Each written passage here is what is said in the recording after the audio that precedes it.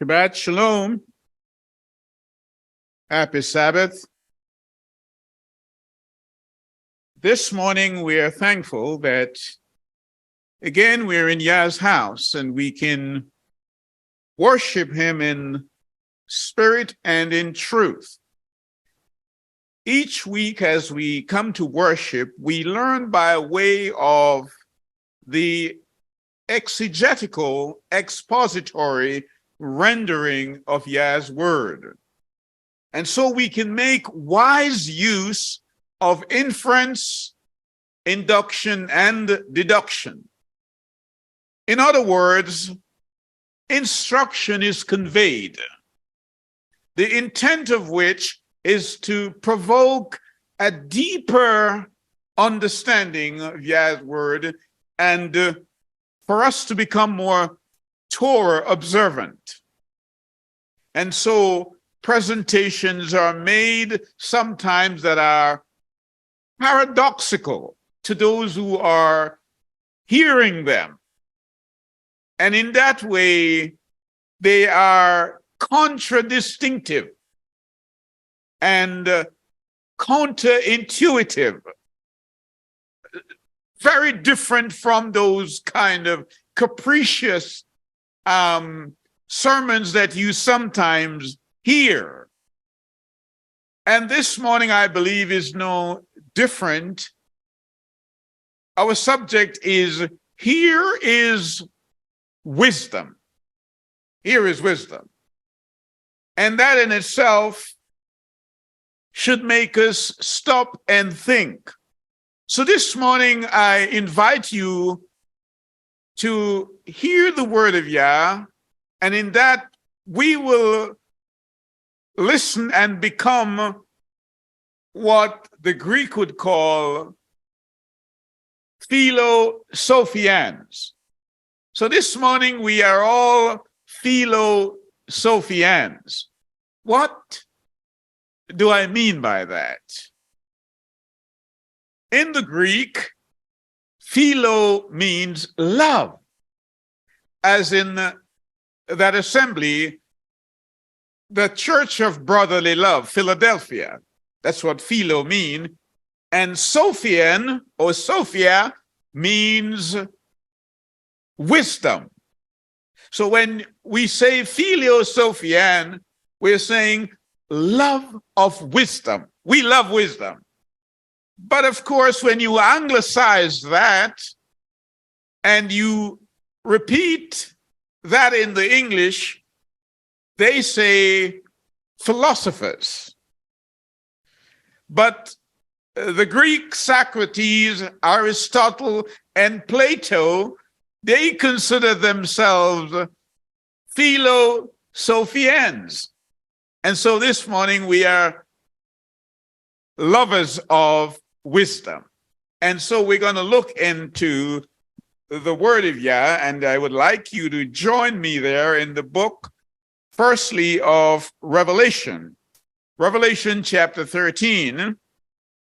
And so we are going to take a deep look at that subject. Here is wisdom. And I want to read chapter 13 and verses 17 and 18. And I'm reading from the scriptures. And that no one should be able to buy or sell,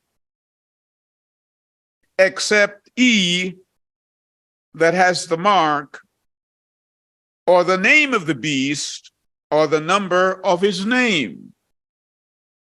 Here is the wisdom. He who has understanding, let him calculate the number of the beast, for it is the number of a man, and his number is 666. John here writes to us. He was commissioned to do that, to take this message to the 7 assemblies throughout time. And John here is saying, in order to understand this, we need wisdom. Why is John saying that? John is saying, calculate the number of the beast.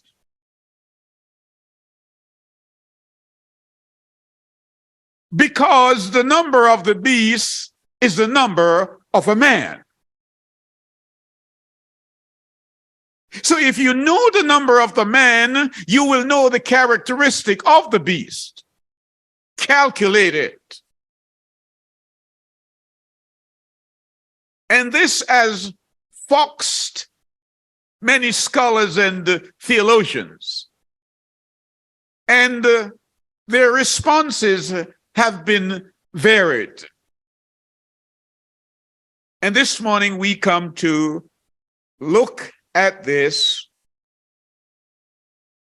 to apply inference, to look at its deductive meaning and its inductive condition. We want to do that. As we look at this, we recognize this 666 is mentioned 3 times in the word.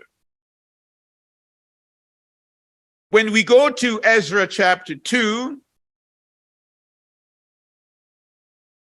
and if we read 13 to 15, we read, the children of Adonocam, 666. The children of Bigia, 2,056. The children of Adin, 454. So this here is referring to the captives who came home to Israel. 666. We read again in Revelation 13 and 18, as we just read, that the number of the man is 666. But I believe that John here, Yohanan, is alluding to something that we touched on last week. So come with me to the book of Malachim, chapter 10. Malachim chapter 10, that's 1 Kings chapter 10. And we will read verses 13 and 14. And sovereign Shalamon, that's Solomon, gave the sovereigns of Sheba all she desired, whatever she asked, besides what she gave her according to the end of the sovereign Shalamon. And she turned and went to her land, she and her servants. Verse 14, and the weight of gold that came to Shalamon yearly was 666 talents of gold. John says that if you calculate the beast, the number of the beast is the number of a man, the number of a king. We know that man was made on the 6th day, and 6 is the number of a man. And Solomon was a wise king.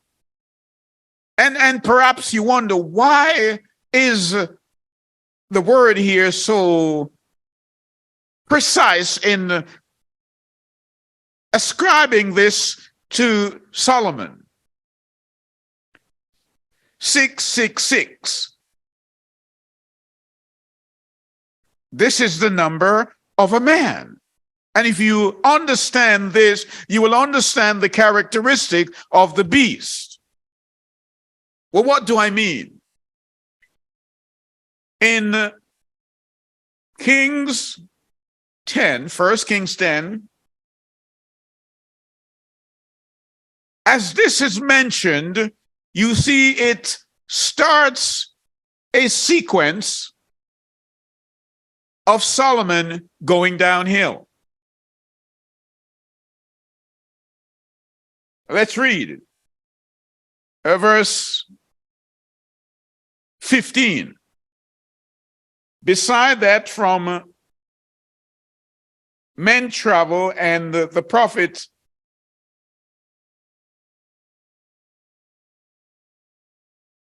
from traders and from all the sovereigns of Arabia and from governors of the land.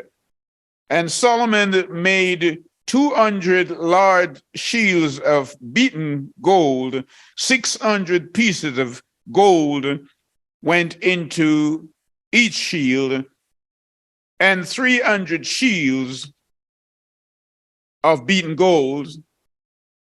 3 minas of gold went into each shield, and the sovereign put them in the house of the forest of Lebanon, and the sovereign made a great throne of ivory and overlaid it with refined gold. The word here says the throne had 6 steps. Even his throne had 6 steps. And the top of the throne was round at the back, and there were armrests on either side of the place of the seat, and 2 lions stood beside the armrests. In verse 20, and 12 lions were standing there, and on each side of the 6 steps, the side of it was never made in any rain. The word says, that which Solomon had, no one has ever done it before. For the sovereign had ships of Tarshish at sea with the fleet of Aram. Once every 3 years, the ships of Tarshish came bringing gold and silver, ivory, and apes and baboons. I want you to understand where I'm going with this. Solomon had a navy, and he would send that navy out.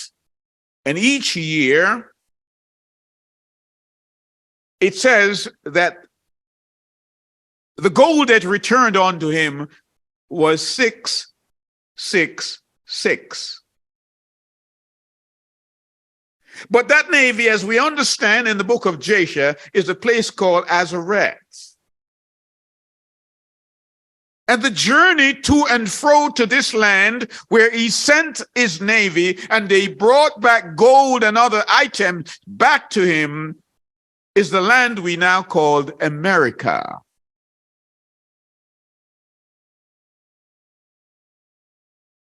And the sovereign Solomon was greater than any of the sovereigns of the earth in riches and in wisdom. That's how he was. If you calculate the number of the beast, you will understand that the number is the number of a man. And that number will give you an idea of the characteristic of the beast. The word says, and Solomon, he married the daughter of Pharaoh. And he made silver like stones in Jerusalem. He had horses. And what you're seeing is Solomon going downhill. The man with the greatest wisdom, by the time he gets old, is at the lowest level that you could get. Meaning that it is a perversion, a corruption of the good now becomes evil. That's the beast. At one time, it was good. But now it is evil, a corruption, a perversion of that which was good. We're dealing with that man of sin. And so we want to look at that and for you to follow. So come with me to Deuteronomy chapter 17. That's Devarim. And we will read what Moses said the king shouldn't do. And we will show you how Solomon did all that Moses said he shouldn't do. The word says in verse 16 of chapter 17, well, let's start at verse 15. You shall certainly set a sovereign over you, whom Yahweh your Elohim shall choose. Set a sovereign over you from among your brothers. You are not allowed to set a foreigner over you who is not your brother. Only he is not to increase horses. Solomon did that for himself, nor cause the people to return to Mitzrayim, that's Egypt, to increase horses. For Yahweh has said to you, do not return that way again. Don't go back to Egypt. Hear me. We're dealing with Deuteronomy chapter 28 here, because we were told that if we don't obey Yah, according to verse 68, that he will send us back to Egypt. Egypt here means bondage. And therefore, I want to ask you the question, which other group of people, which other people group came to America, the land of Azareth, the same land that Solomon sent his navy to, and the return journey was 3 years? Which other group of people came here on ship as slaves? Here it is in the word. Do not return there again, and he is not to increase wives. Solomon was not supposed to increase wives for himself, lest his heart turn away, nor is he to greatly increase silver and gold for himself. Everything that Moses wrote saying the king should not do, Solomon did. So you watch what I'm saying. He's saying that man who was at the zenith, the peak of wisdom, his heart turned away from you. He perverted that which was good, and it now becomes evil. So if you study the beast, his number is that of a man, and you could then understand what is going on. So we require wisdom because we are what? We love wisdom. Filio Sophia, which simply means we must fear Yah, because the beginning of wisdom is the fear of Yah. But when other people talk of philosophers, they are not thinking of it the way in which we do, because we're thinking of getting a deeper understanding of what Yah is saying to us. But they're talking about abstract conjectures and speculations of things that have not been revealed to them. That's what they mean by philosophers. But when we talk about philosophers or Sophia, we are talking about understanding what Yah says and fear him, because fearing Yah is the beginning of all wisdom. That's where we're at. So we are making that distinction, and we're distinguishing what we're saying by way of contrast. We need to understand that this morning. So let's go back to Revelation chapter 13. Revelation chapter 13, because John is pointing out something here. John is letting us know that the end of human history is going to end with a one world order. That's what John wants you to know. And if that doesn't frighten you, John says, "And I stood at the sand of the sea, and I saw a beast coming out of the sea, having 7 heads and 10 horns, and on his horns 10 crowns, and on his heads names of blasphemy." That's what John says. "And the beast that I saw was like a leopard, and his feet were like the feet of a bear, and his mouth was like the mouth of a lion, and the dragon gave him his power and his throne and great authority." That's what John says. "And I saw one of his heads as having been slain to death, and the deadly wound was healed, and all the earth marveled after the beast. And they worshiped the dragon," that's Satan, "who gave authority to the beast." Understand what's happening here. "And they worshiped the beast, saying, 'Who is like the beast? Who is able to,' what? "Fight with him." So you can understand why Yohanan is saying you need wisdom to understand who this beast is. The number of this beast is the number of a man, and he alludes to the king, meaning this beast is a wise beast, but the perversion of the wisdom makes it evil. This beast is going to start out okay, but then lead the people. He said he will speak like a dragon. Speak like who? Satan is a dragon. We need to understand that. So this is a composite beast, having the characteristics of 4 other beasts that we read of in Daniel chapter 7. We've got to understand that.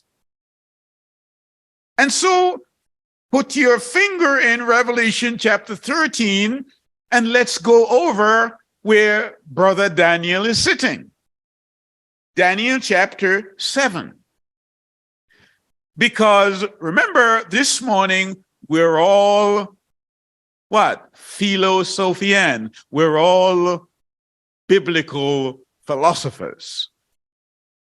And we are trying to do what Proverbs 25 and verse 2 says. What does it say? It says, "It is the glory of Yah to conceal a thing, but the honor of kings is to search out the matter." That's what we're doing.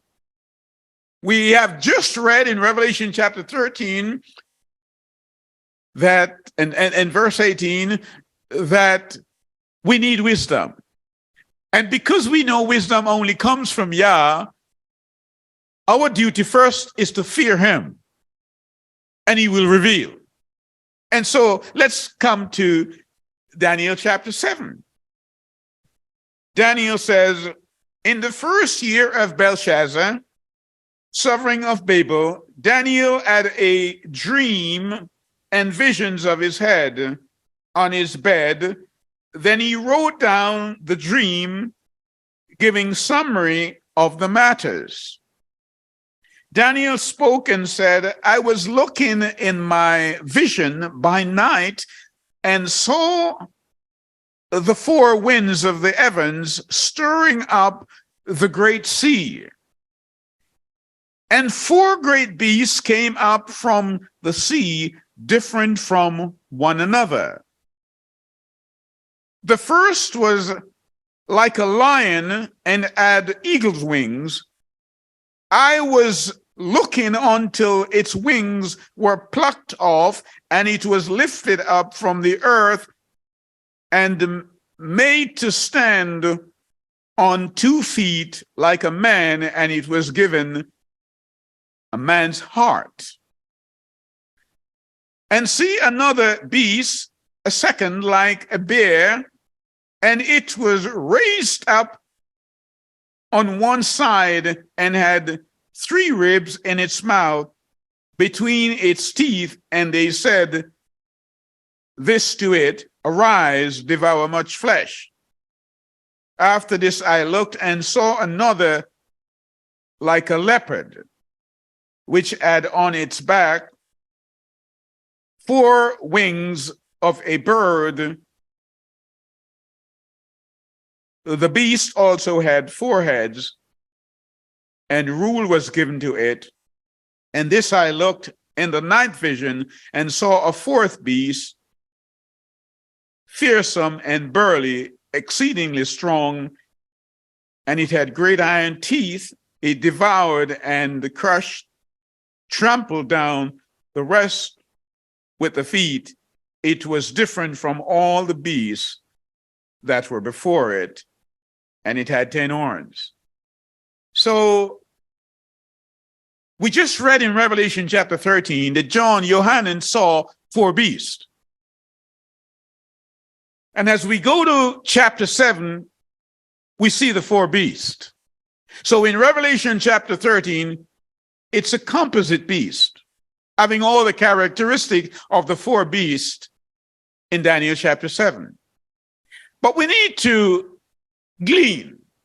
We need some more wisdom if we're going to tap into and mine into what John invites us to do. John says you need wisdom, because if you calculate the number of the beast is that number of a man. So let's look at and see if we can make sense of them. Most scholars that you come across and the theologians, they've all concluded that the 4 beasts of Daniel chapter 7 are the same 4 beasts that Daniel saw in chapter 2. And they will tell you that it's Babylon, Media Persia, Greece, and Rome. They will tell you that without even blinking. That's what they will tell you.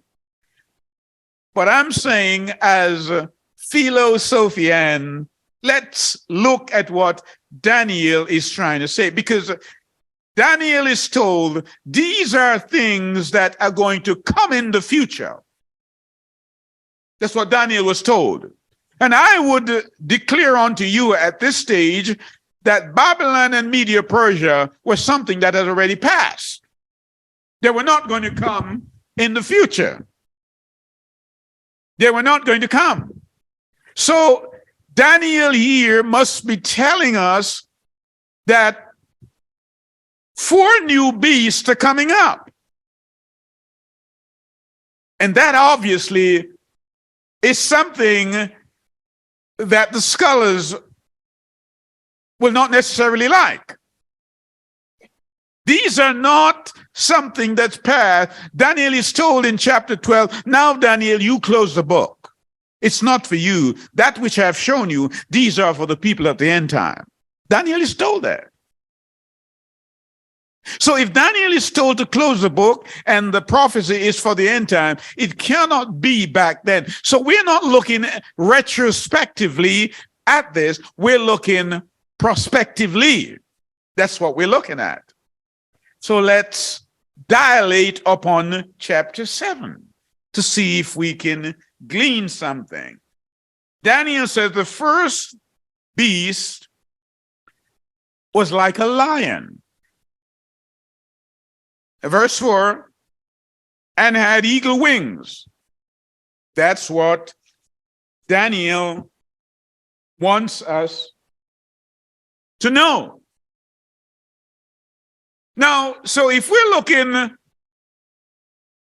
prospectively, the first thing to do is, which country do you know that have its coat of arms as a lion?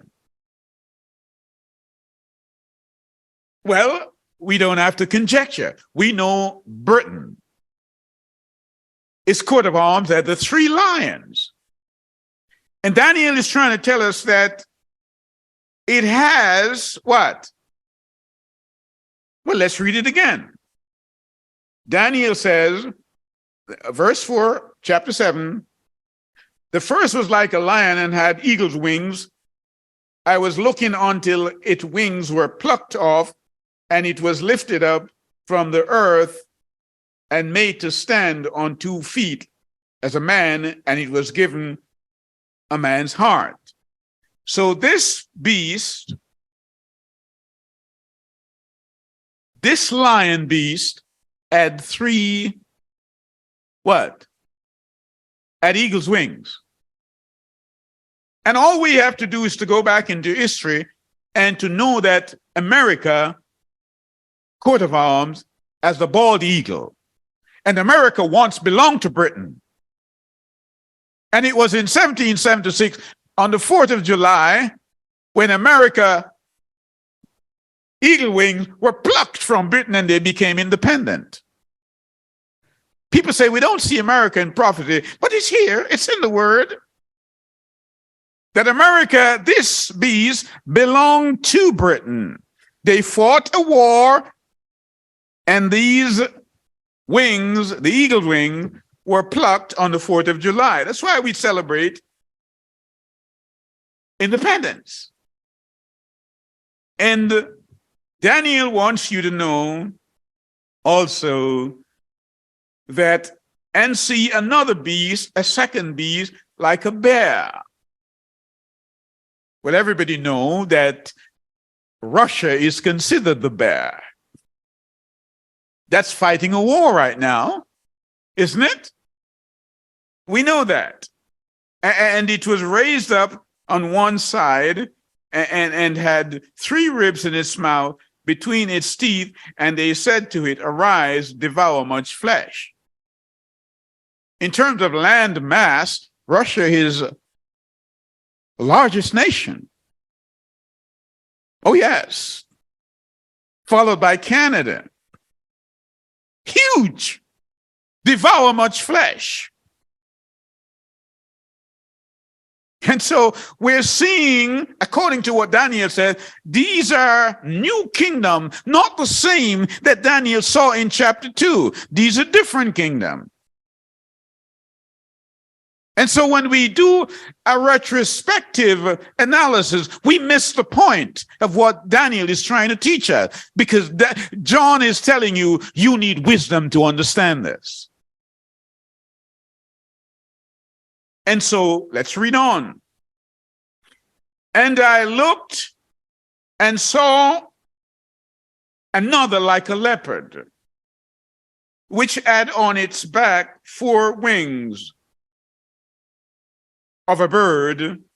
The beast also had 4 heads, and rule was given to it. Now, we don't even have to conjecture. We know the leopard that's Germany.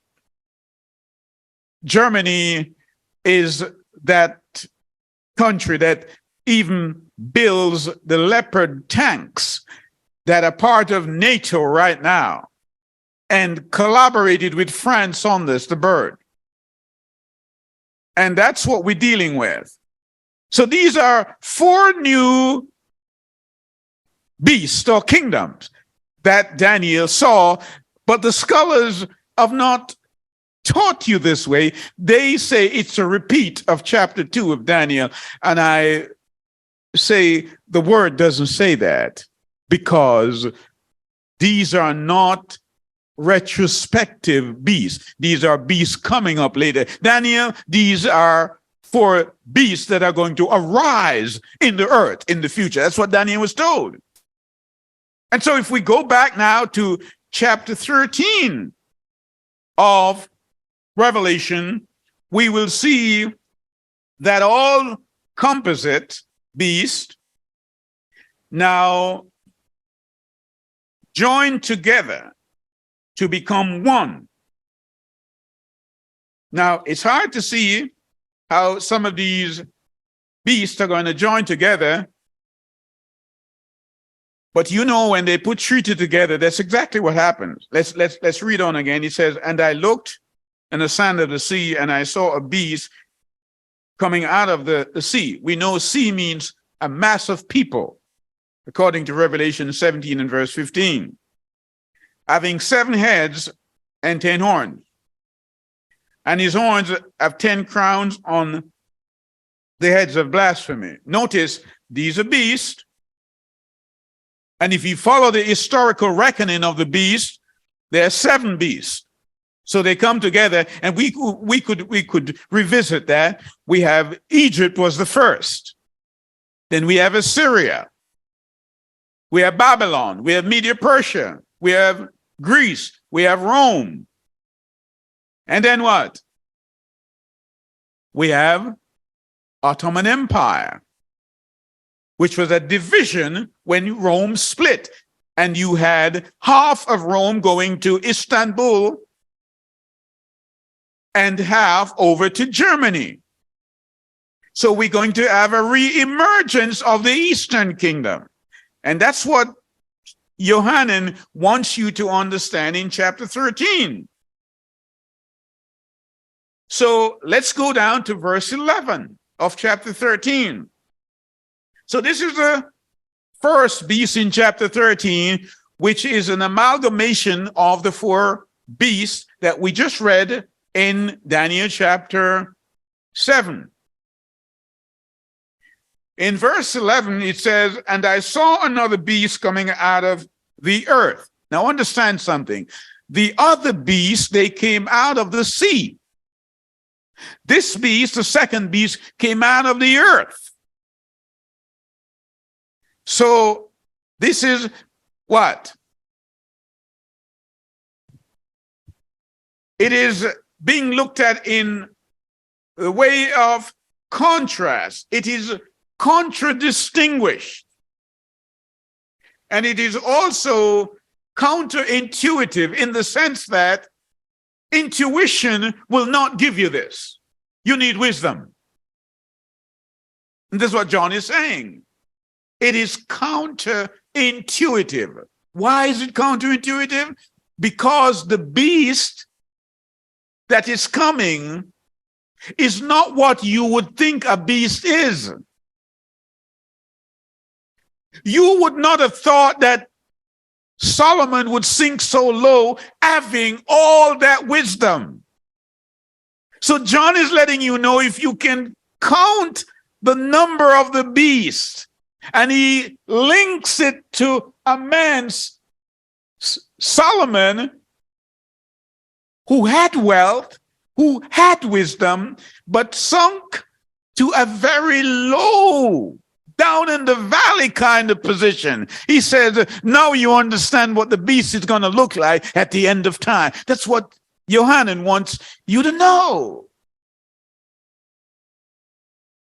The man with the highest knowledge sinks to the lowest depth. The good becomes perverted and corrupted, and it's now low. That's where the church is posturing towards. You've got to understand that. So John says, I see this beast coming out of the earth.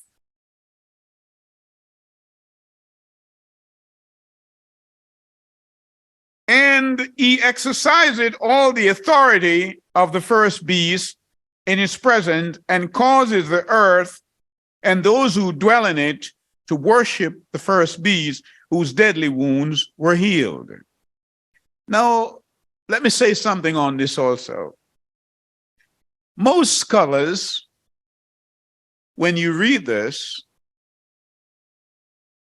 they say this is Rome. Some would even go and say this is the Pope. That's what they say.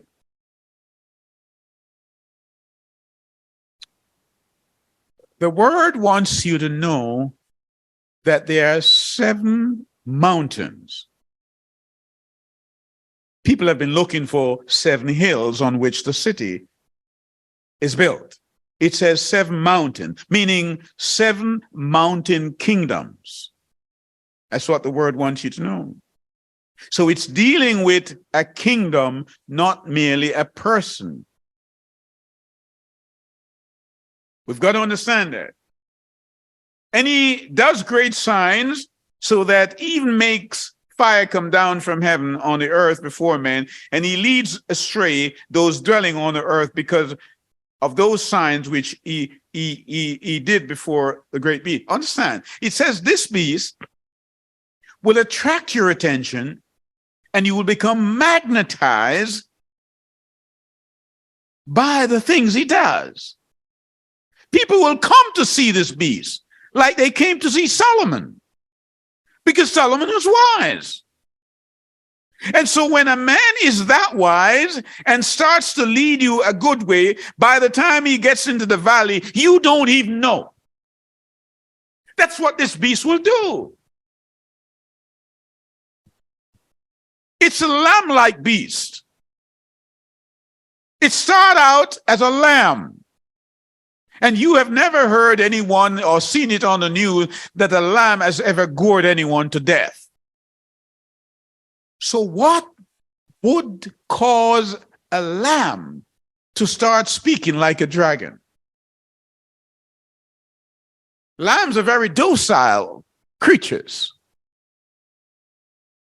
But he's saying, this dragon that you saw was not always like a dragon. By graduation,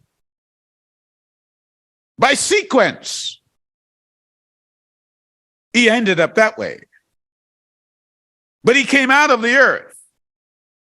But at this time, which country in the 1800s was emerging out of the earth as a sparsely populated place? Which country? Australia? Think of that. But America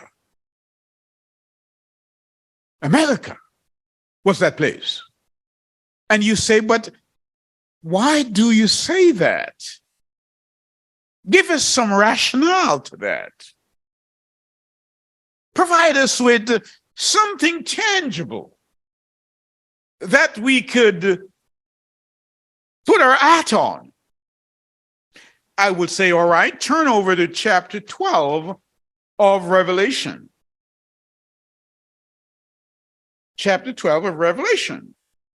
And we read, and a great sign was seen in heaven, a woman clad with the sun, with the moon under her feet, and on her head a crown of 12 stars. These 12 stars are the 12 tribes of Israel. And being pregnant, she cried out in a labor and in pain to give birth. She's going to give birth to a man-child. That man-child is Yeshua. Who gave birth to Yeshua? Israel. And the tail and another sign was seen in heaven, and see a great fiery red dragon. Here is Satan, having 7 heads and 10 horns. That's the same sign we just saw in Revelation chapter 13.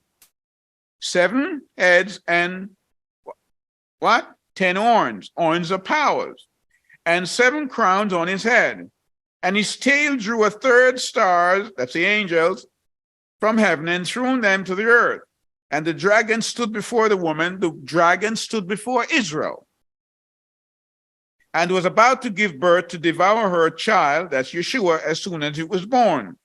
And she bore a male child, there it is, who was to shepherd all nations, all what? Nation with a rod of iron, and her child was caught up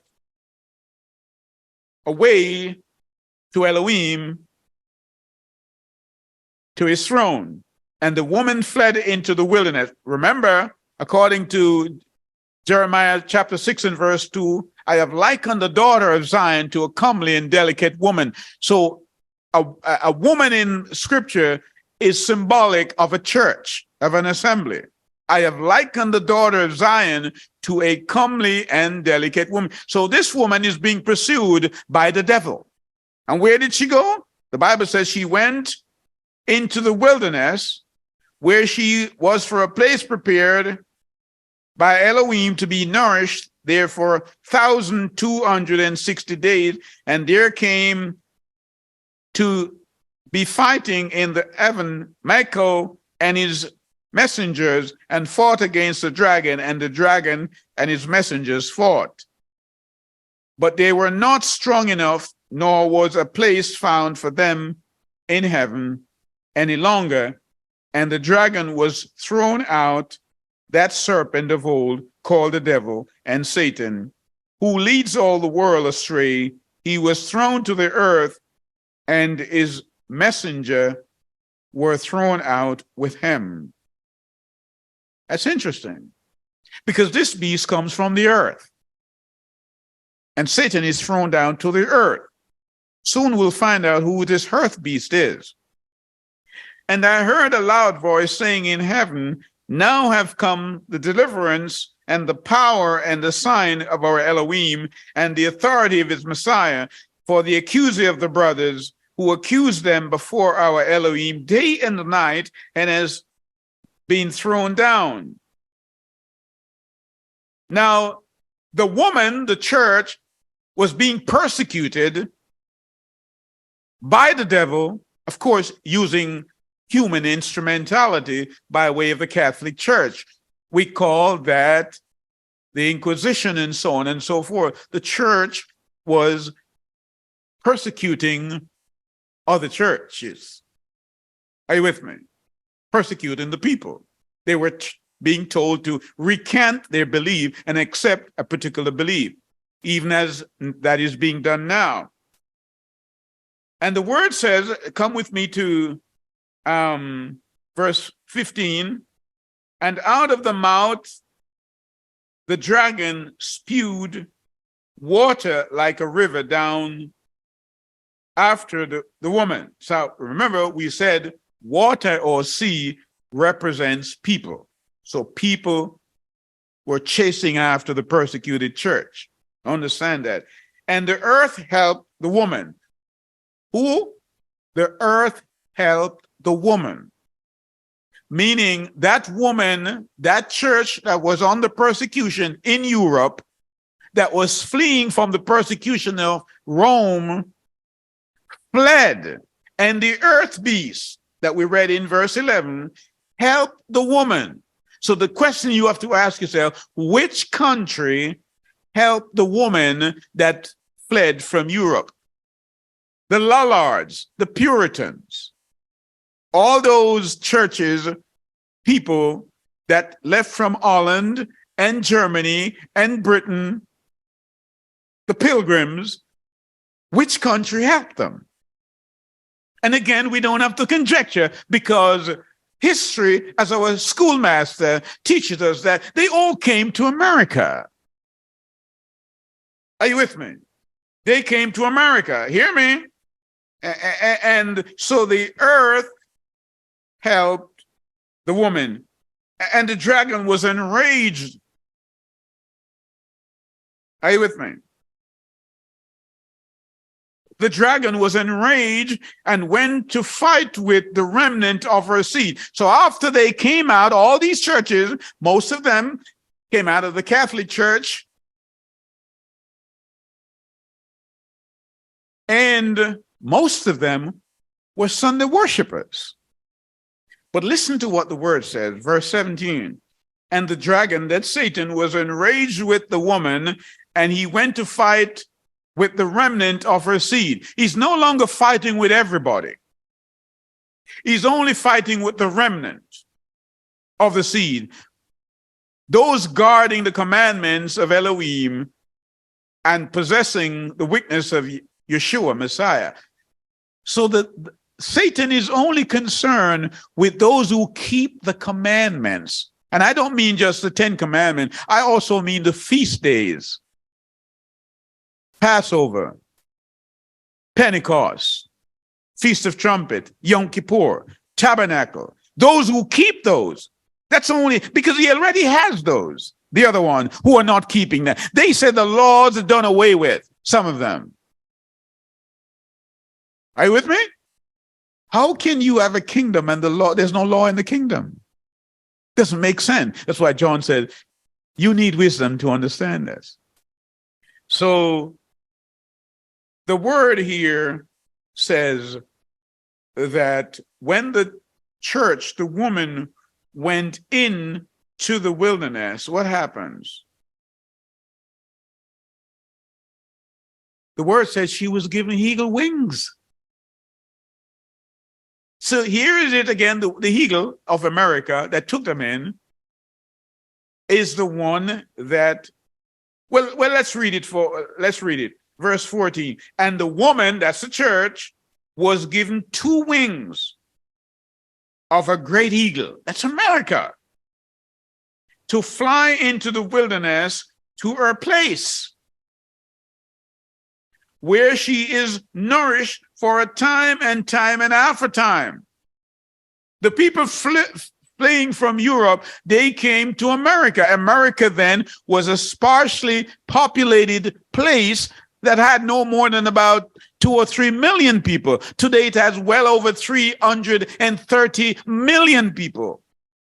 That's where they came. And I want to add this, that America, on the day that it was when the first president, Washington, was inaugurated,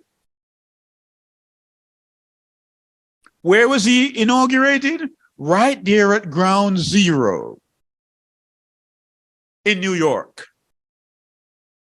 America is one of 2 countries that were dedicated at their inception to Yah. Meaning America belongs to Yah when you dedicate it. When you take your child to church and you dedicate that child to Yah, you're saying this child belongs to Yah. And America says, we are one nation under Yah. That's their motto. On the day that he was inaugurated, he took the whole cabinet over to a little chapel there at Ground Zero, St. Paul's Chapel.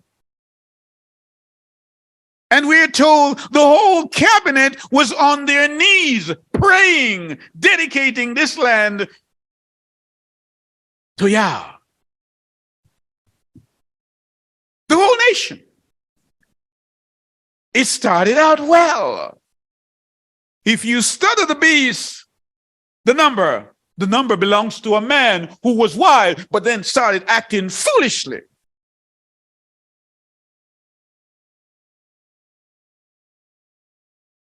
Number 26, Wall Street, Ground Zero. That's where America was dedicated. So that spot there in America, Yah wants you to know that it's sacred. Take off your shoes, money changers, from off your feet, because this spot where this country was dedicated belongs to me. And when they wouldn't take their shoes off, and it was all about money, remember what the king shouldn't do. The king shouldn't multiply gold. Wall Street is where they exchange money. And what happened in 9/11? It's as if Yeshua was driving the money changers out of the temple, out of ground zero, as he did back then in Jerusalem, and saying to them, your house is now left to you desolate. And so the word here says, this lamb-like beast that took in the woman and nourished her and looked after her would now start speaking through its policies as a dragon. And you say, how so? Well, when a people come together and want you to know it's all right to do away with that gender purity that was created in Genesis, it's all right now for a child to have two mommies and two daddies. So say the culture, which is contrary to the word. When the same country and the people are saying it is all right to abort your children, even at birth, we are reminded, are we not, that John the Baptist, while he was in his mother's womb, when his mother, Miriam, Yeshua's mother, visited, the child kicked out in the womb, meaning the child was alive. It's a human being, even in the womb. And this country is saying, not so anymore. The Sabbath is not kept. They don't remember him. They have his inscription on their money, but not in their hearts. And so the word says, this lamb-like beast, this second beast, is going to make it impossible for you to buy or sell unless you have the mark of the beast. Are you with me? And John says, you run the risk. You are prone to be subject to this if you don't have wisdom. You don't have wisdom. And so that's what we're looking at. But just to remind ourselves that George Washington, the first president of the United States, in 1789, on the balcony of the Federal Hall in New York City, after he gave his address, and he said this, let me quote, "We ought to be no less persuaded that the propitious smiles of heaven can never be expected on a nation that disregards the eternal rules and order and rights which heaven itself has." He's warning them, even at that stage. He's saying, if you move away from Yah, you cannot claim his bounties. That's what the first president said. And then he took his cabinet out to St. Paul and had them kneel down and dedicate the land. And now they're saying you can't even pray in a federal building. Understand what John is saying. John is saying this wise country, this country that started out so wide, that had a constitution that said all men are equal. It wouldn't take long for this same country who believe all men are equal to start owning their own people. It wouldn't take long. It wouldn't take long to start discriminate against those who had a different skin coloration. They couldn't drink at the same fountain. It was illegal to teach them to read and write, and you would take them from West Africa and bring them to the America, and even now they're not equal. This country, this beast, the Bible calls it. I didn't write this. It's in the Word. He said it has two horns. Horns of power. Protestantism and republicanism. That's the powers. That's the two horns that it has. And the word says, if my people were called by my name, should humble themselves, I will heal their land. Isn't it? But what is happening in America? You can see that restraint of Yah is moving away. We have now heat, days, records are being broken every day, tornadoes, fires, earthquakes. All these, nature is angry, is vexed. Rivers are drying up. Euphrates. And the word tells us that when the Euphrates dry up, the kings of the east will come. And so you understand why China is muscling up. This is all prophecy. It's in here, and it's leading all to the end of time. It's there. And we are behaving as if everything is all right. So come with me to Revelation chapter 17. Let's look at the woman now.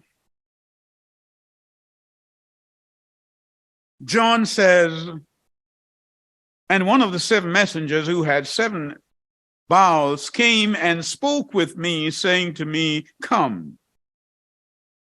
She'll show you the judgment of the great whore sitting on many waters. The great whore, the woman, sits on many what? People. With whom the sovereigns of the earth committed warring, and the inhabitants of the earth were made drunk with the wine of her whoring. And he carried me away in the spirit in the wilderness. Hear me. Where did John go? In the wilderness. Think. In the wilderness.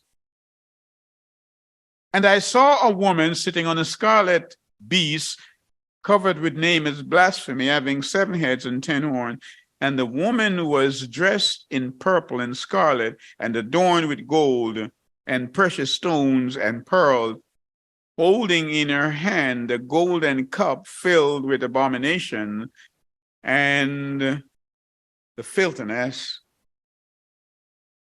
of her whoring. Hold it there. Did you hear that? Filled with what? Abominations and whorings. That's what. So what is abomination? What are the things Yah don't like? Because sometimes we speculate and it's almost as if we don't know what to do. You better come with me to the book of what? Mishli, that's Proverbs, chapter 6. And we read from verse 16. It says, these 6 matters Yahweh hates. The 7 are an abomination to him. A proud look. Is that in your church? Get it out. A proud look.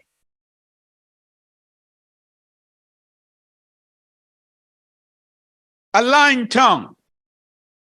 If that's among you, get it out. And hands shedding innocent blood. A heart devising wicked schemes. Feet quick to run to evil. A false witness, breathing out lies. And one who causes strife among brothers. Did you hear me? He said he hates 6, but the 7th one is what he disliked even more. One who causes strife among brothers. Did you hear that? He says 6 things I ate, but the 7th is an abomination. I don't like that because I remember, it seems to be saying, I remember what happened with Jacob and Esau. Brother against brother. Didn't the word say the time is coming, according to Jeremiah, when the time of Jacob's trouble? This is it. Brother against brother, family against family, husband against wife, wife against husband, children against their parents. It is now. He said, this is an abomination. I don't like it. So let's go back to Revelation 17. And the woman was dressed in purple. She's well dressed. You notice the point I'm driving home, like the number that belongs to the man. The man is wise, but he acts foolishly. The woman is well dressed, but her heart is not right. All right? Verse 5. And upon her forehead, a name written, a secret, Babel the Great, Babel, the mother of whore. Hear me. This one woman in Revelation 17, she's the mother of all the false denominations. So when I hear people say, well, my church, and that church over there, and that church over there, the book is saying, no. Your mother is an harlot. And if you are teaching and practicing what she's practicing, you too are an harlot. You're a prostitute. You're a woman of the night. You are an ill repute. But you dress up each Sabbath and you dress up each Sunday to go. He said, no, if you practice these things that I hate, you are a prostitute. That's what the word says. And I saw a woman drunk with the blood of the... Which church do you know that persecuted the people and beheaded them? It's here in the word. And the messenger said to me, why do you marvel? Let me explain to you the secret of the woman and of the beast that she rides. Did you get that? The beast that we saw in Revelation chapter 13, that you say is a composite beast, it's the one world order beast. This woman is riding him like Lady Godiva. She's riding the beast. Well, ask yourself the question, if this woman, the church that I belong to, is on a beast, I need to up off. Isn't it? It shows you're not in control because you don't have the stirrups. You're not even in the saddle.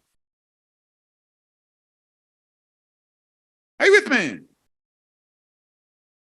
Horses that gallop, particularly on the first, they put blinkers on them so they don't stray. And you have stirrups in hand and you sit in the saddle. But because you're just followers, you are not in control. She is riding the beast. Wow. Let's read it. The beast that you saw, hear me, was and is not and is about to come up out of the pit, the deep. Now, when you read this, John wants you to know you've got to have wisdom. Let's read it. The beast which you saw was and is not and is about to come out of the pit of the deep and goes to destruction. And those dwelling on the earth whose names are not written in the book of life from the foundation of the world shall marvel when they see the beast that was and is not and yet is. Here is wisdom. Here is the mind having wisdom. Here it is again. John said it in chapter 13 and verse 18. He's now saying it again in chapter 17. Right? And verse 9. 7 heads are 7 mountains. So he wants you to think now. He said the 7 heads that I told you about earlier, they're really 7 mountains. on which the woman sits. Now, some scholars have gone looking for hills, and they say, well, Rome sits on 7 hills. That's not what he's talking about. He's talking about mountain kingdoms. Because when Daniel was praying in chapter 9 of Daniel for the holy mountain, he wasn't praying for some bushes and trees. He's praying for people, a kingdom. That's what he was praying for. And there are 7 sovereign, 5 are falling. Listen to John. Listen to what he says. John says, and there are 7 sovereign, 5 are falling, 1 is, and the other has not yet come. And when he comes, he has to remain a little while. And the beast that was and is not is himself also the 8th, and is of the 7th, and goes to destruction. We need wisdom here. John says, when I saw this vision, when I had this vision, when Yeshua gave me this vision, he says, 5 of the mountain kingdom had gone. Well, let's remind ourselves what I said earlier. There are 7 kingdoms. 7 is perfection. The 8th is a new beginning. That's the millennium, a kingdom in righteousness. So the first one was Egypt. And we saw what Egypt did. Enslaved Yah's people. The second one was Assyria. Assyria also took the northern kingdom and brought them away, and they never came back. That's the other kingdom, the mountain kingdom. The third one was Babylon. Yes, Babylon was the kingdom that took Judah and brought them down there with Daniel and Ezekiel. They were down there, and the Hebrew boy. That's the kingdom, wicked. The fourth one, the next one was Media Persia. It was Media Persia through Cyrus that took Babylon. The next one was Greece. Greece with Alexander the Great took on Media Persia and licked him. And after Alexander the Great died, his 4 generals took over, and one of them, Ptolemy, took over Egypt. And then the 4th kingdom from Daniel time was Rome. But John is telling you, because in Daniel, Daniel did not deal with Assyria or who? Egypt. Daniel only gave you 4 kingdoms. But John is now saying, at the time I received this, 5 of those had gone. So I received it in the time of the 6th kingdom. Who was the 6th kingdom? Rome. Rome. Remember, there's 7 kingdoms.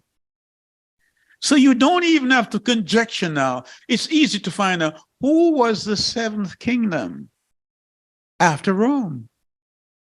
Ottoman Empire. So we know that Rome had been split in 2, as we said earlier. And you had the eastern leg and you had the western leg controlled by Germany. And then the eastern leg controlled by what? Constantinople. He even changed the name and called Istanbul Constantinople. He said that was the 7th.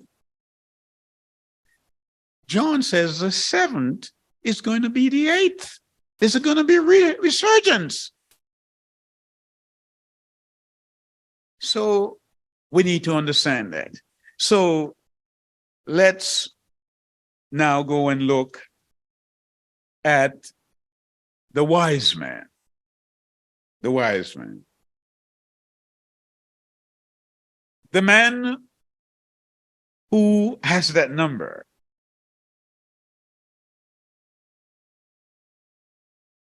Let's come with me to chapter 3. The Bible says that after Melachim Aleph, chapter 3. That's 1 Kings. It says, after he received his wisdom from Yah, he woke up, and two women came to Solomon and stood before him. One woman said, my master, this woman and I dwell in the same house, and I gave birth while she was in the house. And it came to be the third day after, interesting, isn't it, the third day? And it came to be in the third day after I had given birth that this woman also gave birth, and we were together. There was no one else in the house. There's no mention here of a husband or husband. So what we need to understand here, these women, they had children out of wedlock. That means it's a capital offense. They could have died. They knew that they committed sin and they gone to the wise king. They could have died. That's not the thing that is done in Israel. But they went to him. And the one woman said, when I woke up in the morning and I saw this child, dead child, was not mine. And she took my live child and said it's hers. And I can tell you, you know, can a mother love cease towards the child she bears? She knows, she bonds with that child. She said, this is not my child. And I rose up in the morning to nurse my son and saw he was dead. But I looked at him closely in the morning and saw he was not my son whom I had born. And the other woman said, no, but the living one is my son and the dead one is your son. And they continued that ebb and flow. And Solomon, in all his wisdom, said, bring me a sword. Are you with me? What's the word? It's like a two-edged sword, isn't it? And you can cut to the quick. Bring me a sword. And Solomon said, cut the child in half. And the mother's child, said, no, because she feels that yearning for her child. She doesn't want to see this child die. She said, no, give it to the other woman. Solomon said, you're the mother. Because you have a love for the child. The other woman has no love for the child. And all Israel saw the wisdom of Solomon. So you're about ready now to join me in Ezekiel chapter 23. Ezekiel chapter 23. And the word says, and the word of Yahweh came to me saying, son of man, there were two women, daughters of the one mother. Did you get me? Those two women, symbolic of what? Two women here in Ezekiel. Remember, Israel is one. But because of Solomon, Israel was divided. So it says, son of man, there were two women, daughters of one mother, and they whored in Mitzrayim. They whored in their youth. There their breasts were handled, and there their maiden nipples were squeezed. And their names were Aholah, the elder of, and Holabah, her sister, and they were mine, and they bore sons and daughters, and their name Shomelia is Ohala, that's Samaria, and Jerusalem is Aholibah. So the live child is from Judah, Jerusalem. Born of Judah. But the word says they were one house. The house is one. Are you with me? And Jerusalem accepted, or in part, the disciples did, accepted the live child who was dead, but came alive. But Samaria did not.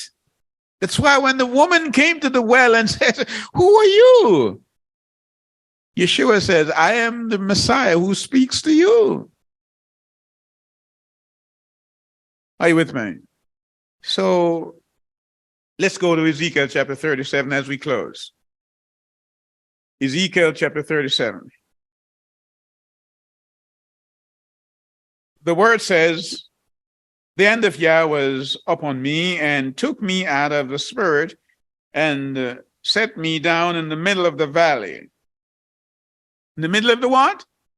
The valley. How did they get to the valley? This wise nation is now in the valley, right? Like Solomon. And it filled with bones. And he made me pass among them, and around and see there were very many on the surface of the valley, and see they were very dry. And he said to me, "Son of man, can these bones live?" And I said, "O Master, Yahweh, you know." Again he said to me, "Prophesy to these bones, and you shall say to them, O dry bones, hear the word of Yah." And let's skip down to verse 15. "And the word of Yah came to me, saying, And you, son of man, take a stick for yourself and write on it, for Yehuda and for the children of Israel, his companion. Then take another stick and write on it for Joseph, the stick of Ephraim, and for all the house of Israel, his companion. Then bring them together for yourself, one stick, one house, and they shall become one in your hand. And when the children of your people speak to you, saying, Won't you show us what you mean by this? Say to them, that said the Master, Yahweh, see, I am taking the stick of Joseph, which is in the land of Ephraim, and the tribe of Israel, his companions, and I will give them unto him with the stick of Yehuda, and make them one stick, and they shall be one in my hand." One people, regardless of the churches that you say you in, one church, the General Assembly, in Hebrews 12 and verse 23, one. You are not a church unto yourself. However split Israel is, it must come back together as one. These two harlots, Samaria and Jerusalem, they prostituted themselves in the one house. But they came to the king. Who's the ultimate king? Remember last week we said, one greater than Solomon is here. That's the king who in the millennium is going to reign in righteousness. But he's warning us, before you get to that, a time is coming, the time of Jacob's trouble, where this beast, this conglomerate beast that started out so humble, that looked after the woman. Hear me? Egypt, you remember, looked after Israel when Israel needed food. Fed Israel in the time of Joseph. But this earth beast that took in the pilgrims, took in so many people, it says in the end time, it will begin to speak even as a dragon. Why?